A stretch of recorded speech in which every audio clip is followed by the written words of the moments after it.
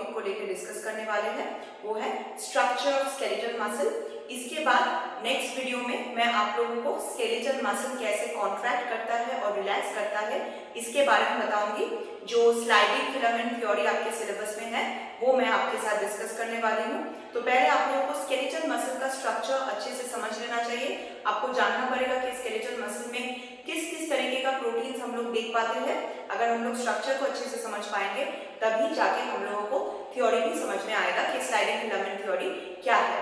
और नीट में बहुत सारे क्वेश्चंस इस हिस्से से पूछा जाता है, तो आप लोग एमसीक्यू और बेटर तरीके से सॉल्व कर पाए उसको आसान बनाने के लिए मैं ये वीडियो आपके लिए आज लेके आई हूँ। तो चलिए स्टार्ट करते हैं स्ट्रक्चर ऑफ स्केलेटल मसल। तो दोस्तों पहले देखिए, मैंने यहाँ पे ऑलरेडी आप लोगों के लिए एक मसल ड्रॉ करके रखा है कि जो हम लोगों का कोई भी आप मसल ले लीजिए, मानिए कि आपका बाइसेप्स और ट्राइसेप्स का मसल है, तो अगर हम लोग उसका सेक्शन बनाए तो सेक्शन बनाने में आप लोगों को ये चीज नजर आएगा। तो ये जो चीज है इसको हम लोग देखते हैं, यहाँ पे बाहर से एक कनेक्टिव टिश्यू का एक कवरिंग रहता है। इस कनेक्टिव टिश्यू के कवरिंग को हम लोग बोलते हैं एपीमाइसियम। यहाँ पे आप लोगों को तीन कवरिंग के बारे में थोड़ा सा समझ लेना चाहिए। एक है एपीमाइसियम जो एकदम बाहर, ये मसल का जो टिश्यू है, ये मसल फाइबर जो है, एक्चुअली ये मसल फाइबर के अंदर बहुत सारे मसल सेल्स हैं। मैं एक एक चीज आपको बताने वाली हूँ।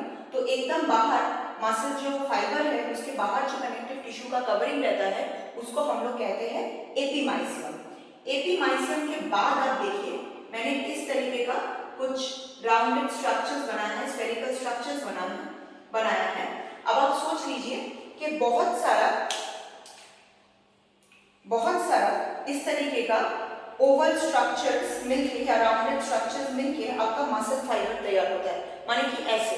तो अभी हम लोग एक स्ट्रक्चर के बारे में पढ़ेंगे, उसके अंदर भी आपको दूसरा स्ट्रक्चर नजर आ रहा है। यहाँ पे बहुत सारे बंडल्स है, तो बंडल्स के अंदर बंडल्स है, इसके बारे में एक एक करके मैं आपको बताऊंगी। तो चलिए, फर्स्ट ये जो स्ट्रक्चर आता है, फर्स्ट, इसको हम लोग कहते हैं फैसिकल। इसको हम लोग कहते हैं फैसिकल। अब ये जो फैसिकल है, ये फैसिकल के अंदर आप लोगों को क्या दिख रहा है? ये फैसिकल के अंदर आप लोगों को कुछ मायोफाइबर दिख रहा है, मायोफाइबर्स दिख रहा है। ये एक फैसिकल है जिसके अंदर मायोफाइबर्स इस तरीके से बंडल है, और उसके अंदर भी हम लोगों को और कुछ स्ट्रक्चर्स देखने के लिए मिलता है जिसको हम लोग कहते हैं मायोफाइब्रिल्स। अभी आपको ये चीज में कंफ्यूज बिल्कुल नहीं होना है कि मायोफाइबर क्या है और मायोफाइब्रिल क्या है। हम लोग बहुत ही आसानी से इसको बता सकते हैं कि ये जो मायोफाइबर है, ये जो मायोफाइबर मैंने यहाँ पे बनाया, इसको या तो हम लोग बोलते हैं मायोफाइबर, या इसका और भी एक नाम है जो आसान है याद रखना, वो है मसल सेल। अगर आपको कहीं पे भी मायोफाइबर ये टर्म मिले तो आप लोग बिल्कुल भी कंफ्यूज मत हो जाइएगा, क्योंकि मायोफाइबर मतलब ही आपका मसल सेल है। अब नेक्स्ट देखते हैं कि इस मायोफाइबर के अंदर मायोफाइब्रिल होता है। तो अच्छा ठीक है, मैं मायोफाइबर के बारे में थोड़ा सा बाद में बता रही हूँ। पहले देख लेते हैं कि कवरिंग क्या क्या है। मैंने आपको कवरिंग के बारे में बताया, एकदम आउटर मोस्ट कवरिंग जो है वो है एपीमाइसियम का। अब देखिए, ये जो फैसिकल है, फैसिकल के अंदर अलग अलग आपको मसल सेल या मायोफाइबर्स देखने के लिए मिल रहा है। अब फैसिकल को भी एक कनेक्टिव टिश्यू कवर करके रखता है। ये जो फैसिकल है इसको भी एक कनेक्टिव टिश्यू कवर करके रखता है। यहाँ पे मैं बता दे रही हूँ आपको, यहाँ पे भी एक ऐसा कनेक्टिव टिश्यू का लेयर है। अब इसका नाम क्या है? इसका नाम है पेरीमाइसियम। आपको नाम सारे याद रखने हैं क्योंकि इससे क्वेश्चन पूछा जाता है नीट में। ये है पेरीमाइसियम जो फैसिकल को, एक सिंगल फैसिकल को कवर कर रहा है। अब तीसरा जो कवरिंग है वो हम लोग देखते हैं कि एक जो आपका मायोफाइबर है या मसल सेल है उसको भी एक कनेक्टिव टिश्यू कवर करके रख रहा है। इसका नाम है एंडोमाइसियम। कितना कवरिंग के बारे में हम लोगों को पता चला? एक है आपका एपिमाइसियम, जो एकदम मसल जो फाइबर है उसका आउटर मोस्ट कवरिंग है। उसके बाद मसल फाइबर जो है, मसल फाइबर के अंदर जो आपको अलग अलग फैसिकल मिल रहा है, एक फैसिकल है, ये दूसरा है, ये तीसरा है, इस फैसिकल का जो आउटर मोस्ट कवरिंग है उसको हम लोग कहेंगे पेरीमाइसियम। और इसके साथ साथ पेरीमाइसियम के अंदर मतलब फैसिकल के अंदर जो अलग अलग आपका मायोफाइबर्स है या मसल सेल है उसको भी कवर करके रख रहा है ये स्ट्रक्चर, जिसको हम लोग बोल रहे हैं एंडोमाइसियम। तो एपी, पेरी, एंडो, ये तीनों का डिस्ट्रीब्यूशन कैसा है, लोकेशन क्या है, ये आपको बिल्कुल याद रखना है। अच्छा, तो अभी हम लोग देखते हैं कि एक मायोफाइबर का स्ट्रक्चर कैसे होता है और यहाँ पे और क्या क्या रहता है। अच्छा, एक और कनेक्टिव टिश्यू के बारे में भी मैं यहाँ पे बताना चाहूंगी आपको, वो है ये जो सारे बंडल्स है, आपको सारे फैसिकल में ये सेम ही चीज देखने के लिए मिलेगा, तो ये आपको भूलना नहीं है। लेकिन ये जो सारे बंडल्स है, ये सारे बंडल्स को आपको पूरा मसल फाइबर में इसको इस तरीके से बंडल बना के रखना है। सो all these fascicles are bundled together by a collagenous connective tissue, जो जिसमें बहुत कोलाजन फाइबर्स रहता है, कोलाजेनस कनेक्टिव टिश्यू, जिसको हम लोग बोलते हैं, this is called fascia. This is called fascia. तो ये भी कनेक्टिव टिश्यू है, एपिमाइसियम, पेरीमाइसियम भी कनेक्टिव टिश्यू का कवरिंग है और एंडोमाइसियम भी कनेक्टिव टिश्यू का कवरिंग है। और उसके साथ साथ ये सारे जो फैसिकल्स है, ये सारे फैसिकल्स एक साथ जब क्लस्टर्ड होके रहता है, बंडल्ड होके रहता है, उसको भी तो पकड़ के रखना है ना। अगर हम लोग बंडल्स को अलग अलग रखें तो ये तो इसका तो प्रॉपर ऑर्गेनाइजेशन हम लोग ऑर्गेनाइज्ड वे में नहीं रख सकते। तो सारे बंडल्स को आपको इस तरीके से ऑर्गेनाइज्ड वे में रखना है। तो इसको ऑर्गेनाइज करने के लिए यहाँ पे भी कोलाजेनस कनेक्टिव टिश्यू देखने के लिए मिलता है, जिसको हम लोग बोलते हैं फैसिया। तो अब ये समझ में आ गया। अब हम लोग देखते हैं एक सिंगल मायोफाइबर या मसल सेल का स्ट्रक्चर कैसा होता है।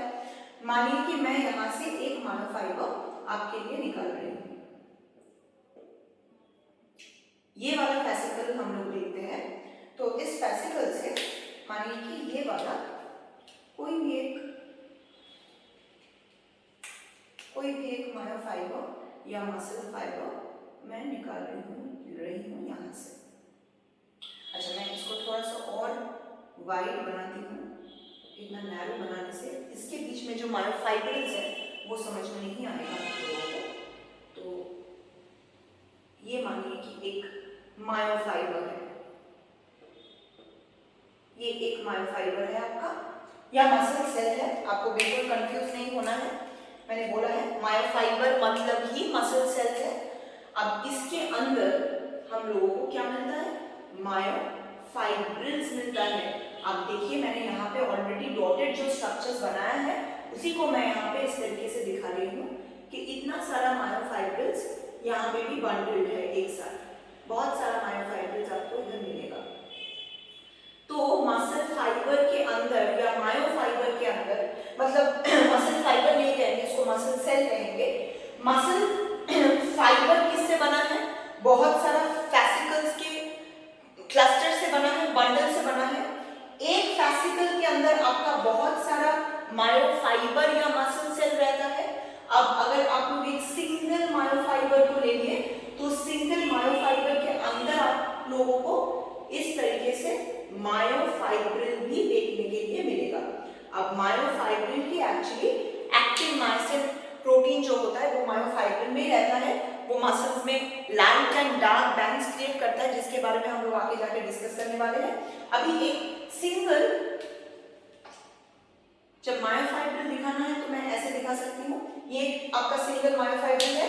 लेकिन अभी थोड़ा सा मायोफाइबर कैसे होता है, जनरल क्या स्ट्रक्चर है, ये मायोफाइबर का बता देती हूँ आपको।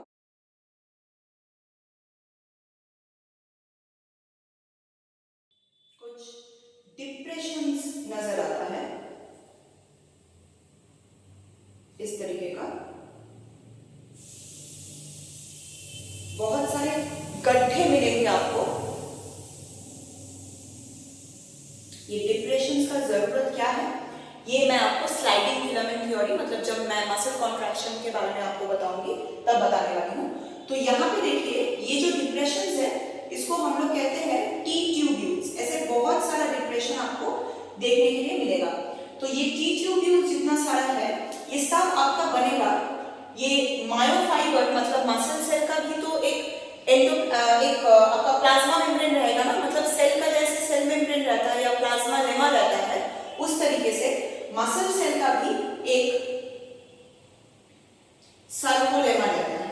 प्लाज्मा लेमा मतलब प्लाज्मा मेम्ब्रेन, सेल मेम्ब्रेन, या तो फिर इसको हम लोग बोलते हैं सर्कोलेमा। पर्टिकुलरली ये सर्को वर्ड हम लोग मसल के लिए इस्तेमाल करते हैं। तो ये है सर्कोलेमा। सर्कोलेमा से ये इनवैजिनेशन हुआ, डिप्रेशन बना, अंदर की तरफ कुछ गड्ढा जैसे बना जो बहुत सारे ऐसे टी ट्यूब्यूल्स तैयार करते हैं। ये एक्चुअली तो सिलिंड्रिकल है ना, मसल फाइबर जो है, मसल सेल जो है ऐसे सिलिंड्रिकल है। इस सिलिंड्रिकल सेल के पूरा सिलिंड्रिकल स्ट्रक्चर के ऊपर आपको ऐसे डिप्रेशन मिलेगा, मतलब ऐसे ऐसे ऐसे ऐसे पूरा स्ट्रक्चर में आपको डिप्रेशन मिलेगा। तो अगर मैं उसको अंदर आपको दिखाती हूँ कि अंदर क्या रहता है, ये चीज मुझे मिटाना पड़ेगा।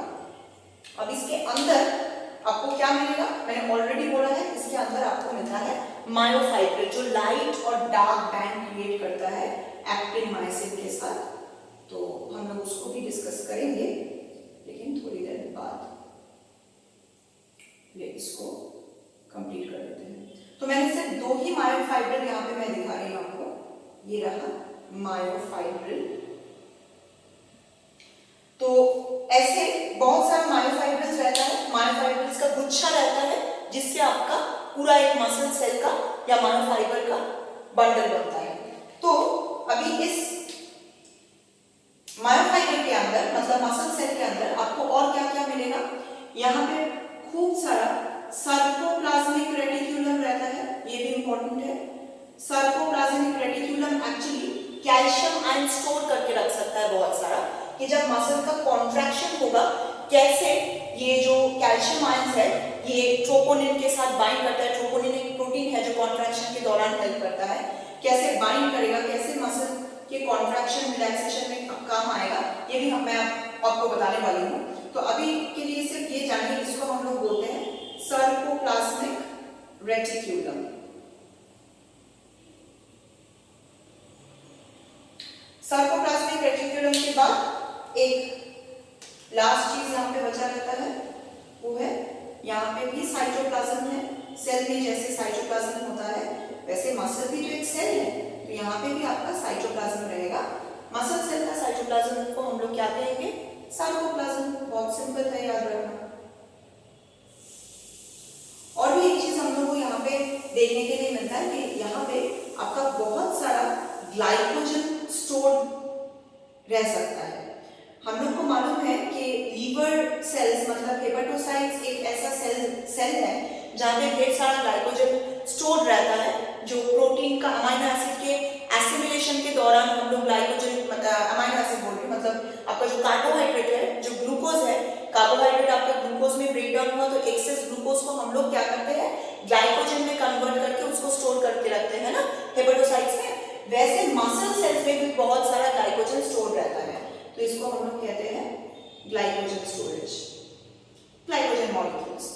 तो ये आपका एक सिंगल जो मसल फाइबर है, या मसल फाइबर नहीं मतलब मायोफाइबर है या मसल सेल है, उसका स्ट्रक्चर मैंने आपको बताया। अब हम लोग एक मायोफाइबर अगर यहाँ से निकालेंगे तो मायोफाइबर के अंदर आपको क्या क्या चीज देखने के लिए मिलेगा वो मैं आपको बताने वाली हूँ। तो चलिए देखते हैं कि एक सिंगल मायोफाइबर में कैसे light and dark bands arrange रहता है। चलिए स्टूडेंट देखते हैं कि मायोफाइबर का स्ट्रक्चर कैसे होता है।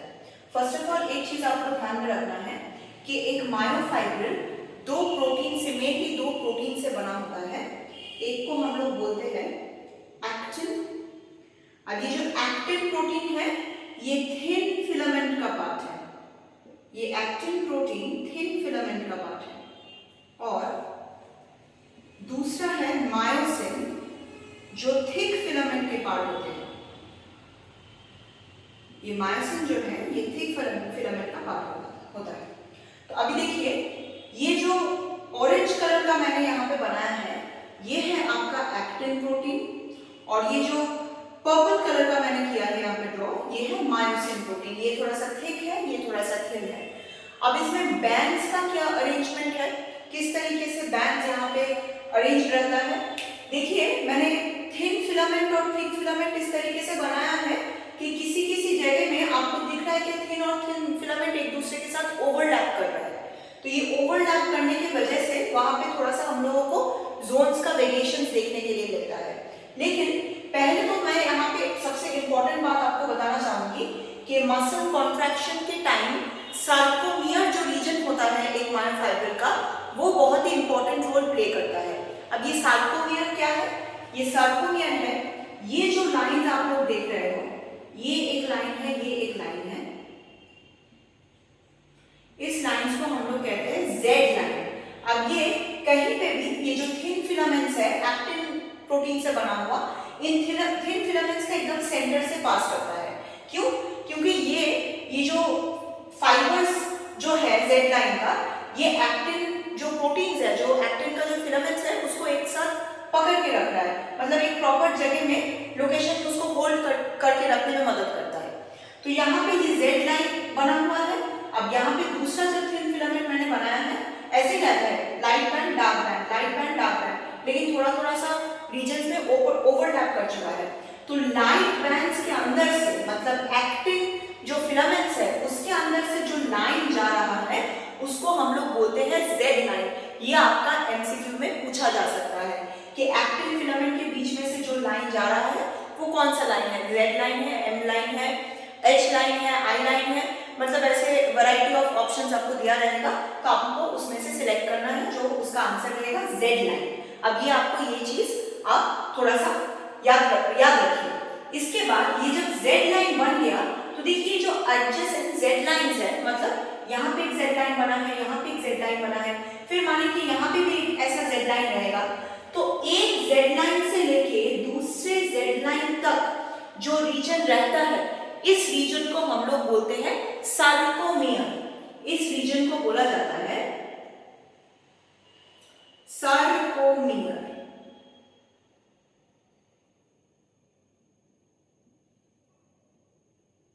इस रीजन को हम लोग क्या कहते हैं, सार्कोमियर। अभी ये सार्कोमियर के बीच में आप देख रहे हैं एकदम सार्कोमियर के मिडिल में, मतलब एक जेड लाइन से लेकर दूसरे जेड लाइन के अंदर जो रीजन है वो है सार्कोमियर। अब सार्कोमियर के एकदम बीच में से जो लाइन जा रहा है, जो थिक फिलामेंट या मायोसिन जो प्रोटीन्स है उसके बीच में से जा रहा है, उसके बैंड के बीच में से जा रहा है, इस लाइन को हम लोग बोलते हैं एम लाइन। मिडिल से जा रहा है ना, एकदम मिडिल, एकदम सेंटर को क्रॉस कर रहा है, इसलिए हम लोग इसको बोलेंगे एम लाइन। तो आपका जेड लाइन बन गया, आपका एम लाइन बन गया। सार्कोमियर रीजन क्या है ये भी समझ में आ गया। अभी जो क्वेश्चंस पूछा जाता है आपको यहाँ पे, एक तो है कि कौन सा लाइन किधर है, मायोसिन के बीच में से, मायोसिन फिलामेंट्स के बीच में से आपको एम लाइन दिख रहा है, एक्टिन्स के बीच में से आपको जेड लाइन दिख रहा है। लेकिन अभी दूसरा क्या चीज पूछा जाता है कि सार्कोमियर जो रीजन है इसमें कौन कौन सा बैंड्स आएगा। अब बैंड्स कैसे आएगा ये मैं बता रही हूँ कि कौन सा क्या बैंड है। आप देखिए पहले, ये मैं थोड़ा सा इसको नीचे लिख देती हूँ ताकि मुझे थोड़ा सा स्पेस मिल जाए। यहाँ मैं इसको इधर लिख रही हूँ,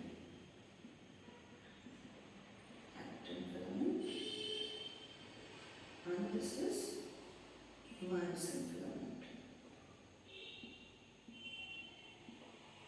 हम लोग एक्टिन मायोसिन के स्ट्रक्चर को भी लेके डिस्कस करेंगे। तो देखिए ये आपका सार्कोमियर है। अब सार्कोमियर में ये जो पोर्शन है, ध्यान से देखिए बच्चों, ये जो पोर्शन है, जो पोर्शन आपका पूरा डार्क बैंड को भी ले रहा है, आपको इस तरीके से समझना है, पूरा डार्क बैंड को ले रहा है,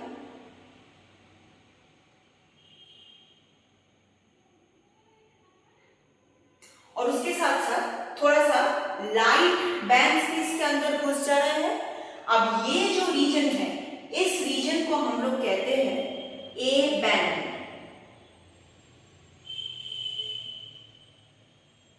अब दूसरा एमसीक्यू यहाँ पे क्या हो सकता है कि ये जो ए बैंड है जिसको हम लोग एनाइसोट्रॉपिक बैंड भी बोलते हैं, मैं नाम लिख दूं यहाँ पे एनाइसोट्रॉपिक बैंड। अब ये जो एनाइसोट्रॉपिक बैंड है, ये एनाइसोट्रॉपिक बैंड में आपका सिर्फ थिन फिलामेंट आता है या आपका सिर्फ थिक फिलामेंट आता है या दोनों ही आता है? आंसर क्या होगा? दोनों ही आएगा। आपको थोड़ा थोड़ा सा थिन फिलामेंट का पार्ट मिलेगा और सबसे ज्यादा मतलब पूरा थिक फिलामेंट का पार्ट मिलेगा। तो ये आपसे पूछा जा सकता है, वैरायटी ऑफ ऑप्शंस आपको दिया रहेगा, आपको सिलेक्ट करना है सही आंसर। तो कैसे हो सकता है, ये कैसा क्वेश्चन होगा?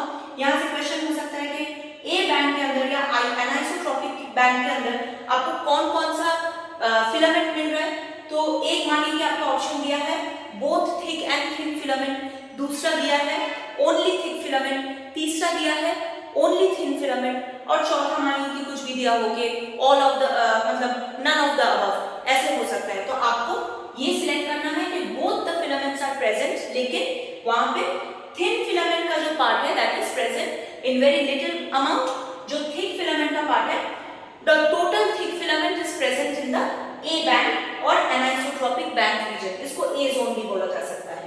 तो अभी ये आपका ए जोन हो गया। अब दूसरा देखिए, सर्कोमियर के अंदर एक दूसरा जोन आता है जिसको हम लोग बोलते हैं आई जोन। अब आई जोन क्या है? आई जोन है आपका पूरा ये जो थिन फिलामेंट है, थिन फिलामेंट का सिर्फ थिन फिलामेंट के जो जोन होते हैं उसको हम लोग बोलते हैं आई जोन। आपको समझ में आ रहा है ना? यहाँ पे देखिए थिक फिलामेंट है, ये थोड़ा सा थिक फिलामेंट को मैं थोड़ा सा यहाँ पे एक्सटेंड कर दे रही हूँ। तो ये जो देखिए आपके पास सिर्फ थिन फिलामेंट का जो पोर्शन है, ये पोर्शन इस बैंड को हम लोग बोलते हैं आइसोट्रॉपिक बैंड और आई बैंड। इसको बोलते हैं आई बैंड और आइसोट्रॉपिक बैंड। क्लियर है? तो ए बैंड में आपको क्या मिल रहा है? ए बैंड में आपको मिल रहा है the total region of the thick filament with little parts of the thin filament, वो है आपका ए बैंड और एनाइसोट्रॉपिक बैंड। और जो आई बैंड है that consists of only the thin filament. देखिए सिर्फ थिन फिलामेंट का पार्ट मैंने लिया है, ये है आपका आई बैंड। अब दूसरा एक जोन, इसको हम लोग जोन भी कह सकते हैं, बैंड हो जोन हो कुछ भी हो, चीज एक ही है। अब तीसरा जोन एक यहाँ पे हम लोग को मिलता है जिसको हम लोग कहते हैं एच जोन। अब एच जोन को आपको कैसे मार्क करना है? देखिए एच जोन को आपको ऐसे मार्क करना है जहां पे आप सिर्फ और सिर्फ थिक फिलामेंट को ही पा रहे हो। यहाँ पे मैंने सिर्फ और सिर्फ थिन फिलामेंट का जो हिस्सा हम लोगों ने देखा वो है आई जोन और आई बैंड। यहाँ पे जो सिर्फ आपका थिक फिलामेंट का पार्ट है, ये तो थिन फिलामेंट का रहा ना आई जोन, यहाँ पे सिर्फ आपका थिक फिलामेंट का पार्ट है। देखिए मैंने साइड से ऑरेंज वाला हिस्सा निकाल दिया क्योंकि ये एच जोन के अंदर नहीं पड़ेगा। तो ये जो जोन है, ये जो जोन आपका है, ये पूरा थिक फिलामेंट का जो जोन आपके पास आ गया, ये होगा आपका एच बैंड। ये जो जोन है इसको हम लोग कहते हैं एच बैंड और एच जोन। ठीक है? अभी आपको सर्कोमियर से क्या क्वेश्चन पूछा जा सकता है? सर्कोमियर में ज्यादातर ये क्वेश्चन पूछा जाता है स्ट्रक्चरल पार्ट से कि सर्कोमियर के अंदर आपको कौन कौन सा रीजन मिलता है। देखिए यहाँ पे जैसे आपका एक आई बैंड बना, आपका इस हिस्से में भी एक आई बैंड बनेगा ना, जहाँ पे आपको सिर्फ थिन फिलामेंट मिल रहा है। मानिए कि ये हिस्सा, ये वाला जो हिस्सा है, ये वाला जो हिस्सा है, आपको यहाँ पे भी एक आई बैंड या आई जोन मिल रहा है ना? तो अभी आप देखिए ये जो सर्कोमियर है, this sarcomere consists of the whole A band. A band मतलब आपको याद रखना है जहां पे both light and dark bands are present, both actin and myosins are present. Both light and dark bands मतलब बोथ एक्टिन एंड माइसिन, मैं A+M लिख रही हूं। ये हो गया। अब ये जो आई बैंड है, आई बैंड में आपको सिर्फ और सिर्फ एक्टिन ही मिल रहा है, तो ये है ओनली एक्टिन और लाइट बैंड। सिर्फ आपको इस जोन में लाइट बैंड या एक्टिन फिलामेंट ही देखने के लिए मिल रहा है। और जो एच बैंड है या एच जोन है, वहां पे we are getting only the myosin filament, only the myosin. जिस रीजन में ओवरलैप हो चुका है वो रीजन को बच्चों नहीं पकड़ना है हमें, हम लोगों को क्या लिखना है, यहाँ पे हम लोग लेंगे ओनली मायोसिन, या जिसको हम लोग बोलते हैं only dark band, dark filament लिखती हूँ, डार्क फिलामेंट, ये बेटर रहेगा। डार्क फिलामेंट इधर पे है, लाइट फिलामेंट लिखते हैं।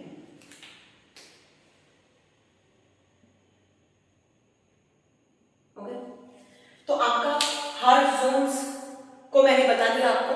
तो अभी सार्कोमियर के अंदर आपका क्या क्या आ रहा है, ये क्वेश्चन बन सकता है आपका नीट में। देखिए सार्कोमियर में आपको क्या क्या चीज मिल रहा है, ये बहुत बहुत इंपॉर्टेंट एमसीक्यू है। एक सार्कोमियर में आपको मिल रहा है 2 आई बैंड्स का हाफ पोर्शन। देखिए ये आपका पूरा आई बैंड का रीजन है, ये जो रीजन है ये आपका कौन सा रीजन है, ये आपका फुल्ली आई बैंड वाला रीजन है ना। तो अब आई बैंड वाला रीजन में के बीच में से तो जेड लाइन जा रहा है, तो पूरा जेड लाइन को तो हम लोग एक जेड लाइन से दूसरे जेड लाइन तक ही सार्कोमियर मतलब उसको कंसीडर कर रहे हैं। तो देखिए सार्कोमियर में आपको इस साइड का हाफ आई बैंड मिला, तो मैं वही लिखूंगी half I band, half I band मिला। उसके साथ आपको बीच में, बीच का पूरा ए बैंड वाला रीजन मिल रहा है, जहां पे आपका लाइट डार्क दोनों फिलामेंट ही मौजूद है। तो यहाँ पे भी मुझे फिलामेंट लिखना था, एक मिनट इसको भी चेंज कर देती हूँ ताकि आप लोग कंफ्यूज नहीं हो जाए। फिलामेंट्स, तो यहाँ पे जो है, यहाँ पे आपका आएगा half I band plus 1 full A band, और आता है बाकी जो दूसरा जो जेड लाइन है, एंड वाला जो जेड लाइन है, उससे भी आपको एक थोड़ा सा हाफ आई बैंड मिलेगा। तो यही है आपका sarcomere. A complete sarcomere consists of, first of all it starts from one z line and ends at the next z line, and in this region we get half of the isotropic band या I zone वाला हिस्सा half, 1 full A band और A zone, and once again half I band of the second Z line. Second Z line से भी आपको मतलब next वाला जो जेड लाइन है वहां से भी आपको हाफ आई लाइन मिल रहा है। तो ये है सार्कोमियर। सार्कोमियर में कौन कौन सा रीजन इंक्लूडेड है, ये बहुत इंपॉर्टेंट है। तो ये आपका एक सिंगल मायोफाइब्रिल का स्ट्रक्चर मैंने आपको बता दिया। तो ये स्ट्रक्चर अगर आप लोग थोड़ा सा ध्यान से पढ़ेंगे, इसको थोड़ा सा समझ लेंगे, तभी आपको स्लाइडिंग फिलामेंट थ्योरी अच्छे से समझ में आएगा। तो चलिए दोस्तों, हम लोग अगले वीडियो में मिलते हैं, जहां पे मैं आप लोगों को मसल कॉन्ट्रैक्शन के बारे में बताऊंगी।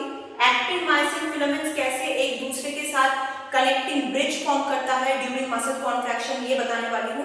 तो अगर ये लेक्चर आपको पसंद आया है तो आप प्लीज इसमें लाइक का बटन जरूर दबाइए। उसके साथ साथ जिन बच्चों ने अभी तक मेरे चैनल को सब्सक्राइब नहीं किया है वो लोग प्लीज मेरे चैनल को सब्सक्राइब कीजिए, अपने दोस्तों के साथ ये सारी वीडियोस शेयर भी कीजिए ताकि उन लोगों को भी पढ़ने का, जानने का मौका मिले। और हम लोग अगले वीडियो में मिलते हैं। और एक इम्पॉर्टेंट बात है, एक बेल आइकन भी रहता है जिसको आपने दबाना है हर वीडियो का नोटिफिकेशन पाने के लिए। तो चलिए अगले वीडियो में मिलते हैं। हम लोग अगले वीडियो में स्लाइडिंग फिलामेंट थ्योरी के बारे में डिस्कस करेंगे, और मैं आप लोगों से रिक्वेस्ट करूंगी कि ये वीडियो आप अपनी नींद से पहले जरूर देखें, और जितना भी आपका थोड़ा बहुत कंफ्यूजन है वो आप लोग क्लियर कर लें। तो चलिए बहुत जल्द आपसे मुलाकात होगी अगले वीडियो में। Thank you.